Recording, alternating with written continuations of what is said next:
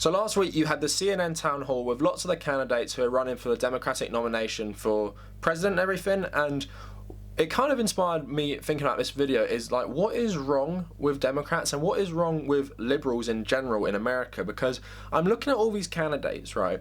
And I'm looking at what they stand for or don't stand for, and I'm seeing the support on Twitter from various, prominent people or celebrities, and I'm like, what is actually wrong with you? Like, how can you support these people who essentially stand for nothing? And it's crazy to me, especially in a country like America, where the centre is so right-wing, that they think someone like Mayor Pete or Beto O'Rourke is someone special and someone they should vote for. And it's crazy the amount of hate someone like Bernie Sanders gets for pushing forward policies that are so normal in a lot of the world, like for example universal healthcare. I've talked about this a lot. England has had it since 1948, but someone like Beto or someone like Pete saying that they don't really know how they'll go about it and stuff, and then you still get support for them because they're so surface level and they're young and they're good looking or whatever, good looking in other people's opinions, not mine, and you get loads of support from them. And it's crazy because I've seen people saying, oh, Pete would destroy Trump in a debate. Yeah, anyone would. A monkey would destroy Trump in a debate. Hillary Clinton destroyed Trump in the debates. Who cares? The debates don't change anyone's minds. And Pete saying he won't detail policies because, he doesn't want to run on that. He wants to run on like the morals and everything like that and what we are as a nation. It's just insane to me American liberals and Democrats buy that. And it could be that the definition of liberal is probably still in its old meaning, that they're not actually liberal, they're conservative, and they believe in, maybe socially progressive things. And it also gets to my point as well, is that how can you vote for these people in the climate of the world today, right? So loads of Americans have no health insurance. People die in America without healthcare, right? In America also, you're the second biggest contributor to CO2 emissions, right? And loads of these people are accepting money from fossil fuel lobbies and stuff. And the world, doesn't have much longer to change this around. And Bernie Sanders, who says the most common sense thing, he's shunned constantly. But liberals go along and support people like Pete and people like Beto and everything. I just can't get my head around it. Because I understand why the mainstream media and the Democratic establishment like people like Pete and Beto, because they represent the status quo. They'll continue things as normal. The Democratic Party will operate as it always has. All these people will get cushy jobs in the private sector and stuff, and there's a nice crossover, what's it called, the revolving door. That will stay around if you have Pete and Beto, while they'll sort of pacify a lot of the masses because they'll be glossy, they'll have nice speeches, just like Obama was essentially. He'll sedate you into not realising what the real problems are, and that's what Pete and Beto will do. I understand why the media and corporations and the establishment like that. I can't understand in this age of having unlimited information about these people, a lot of their stuff being so open and you can see so clearly who funds who.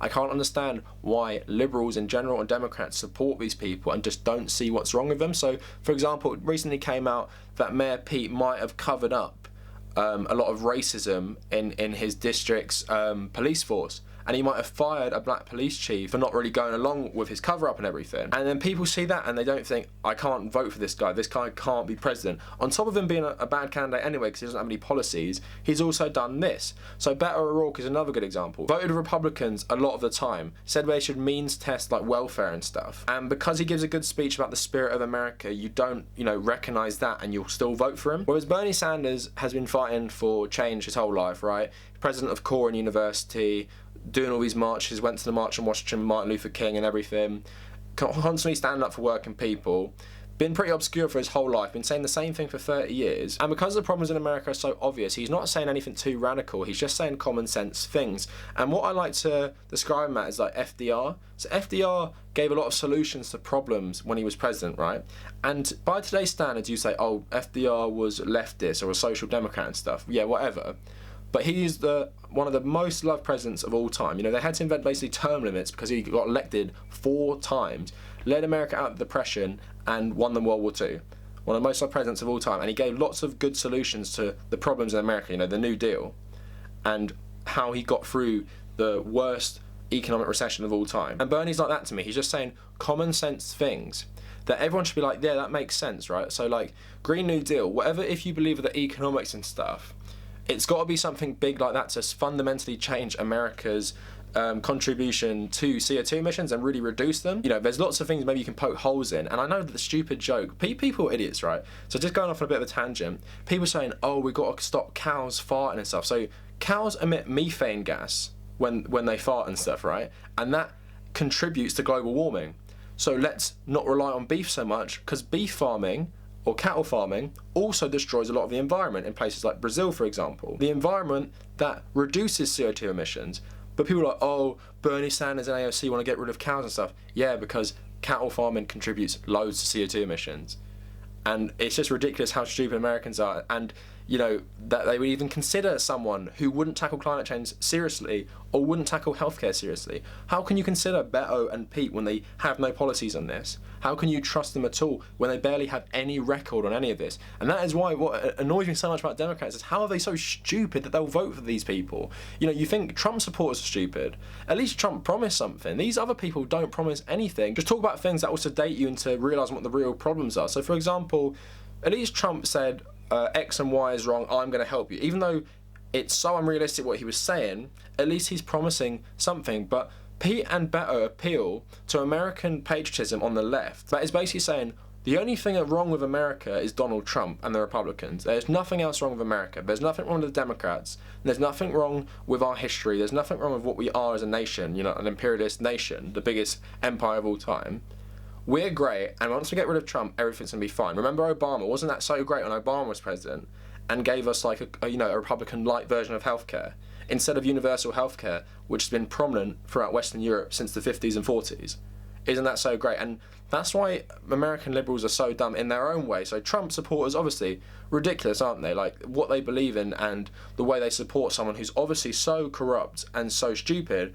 But I think there's something to be said about Democratic voters on a similar level, because they are stupid as well, because they'll just vote for someone who sounds intelligent but doesn't give any substance to their policies and everything. And that is a different kind of stupidity, because you're just, you know, getting something that gives you a confirmation bias and feeds into your idea of what America is, and then not challenging them on the bad shit they do. The reason Bernie Sanders is still running because he's so clean. Because if you think Bernie Sanders had done a lot of these things like Beto had done, like Pete had done, like Kamala Harris had done, you know he'd be finished because they're so against him already, they'd run that all day. So remember, they were banging on about Bernie's tax returns for weeks and weeks and weeks. He released them, now no one even talks about him, because it's like, yeah, he's a millionaire, but it's pretty boring because he made most of his money off his book that he got from running for president in 2016. You know, that's what he wrote about, essentially. And now they're trying to look for something else to get him on. You know, they're trying to get him on, like, women of colour not being in his campaign team, and then he addressed that, and now I don't talk about it anymore.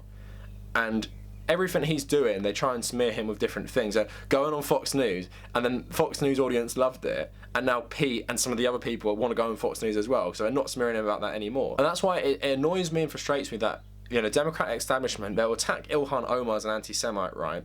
But Beto O'Rourke and Pete, you know, white males who believe in God and all this crap, they talk about Jesus and shit, they won't get any scrutiny despite doing really bad things. But Ilhan Omar will get thrown under the bus by the Democratic establishment, by Nancy Pelosi, who also doesn't want to impeach Trump, who also says like AOC is irrelevant and everything, who's also like a corporate hack. Those people don't come under scrutiny, but people like Ilhan Omar and Bernie and AOC 100% scrutiny all the time, because what they represent is a shift in the status quo. That's why Fox News, CNN and MSNBC and the Democratic establishment and the Republican establishment are all equally unfair to them, because they're scared that these people will ruin the party for all of them, which is America is an oligarchy. Becoming a politician is a way to become rich. You know, Mitch McConnell became a millionaire on his own through becoming a politician, right?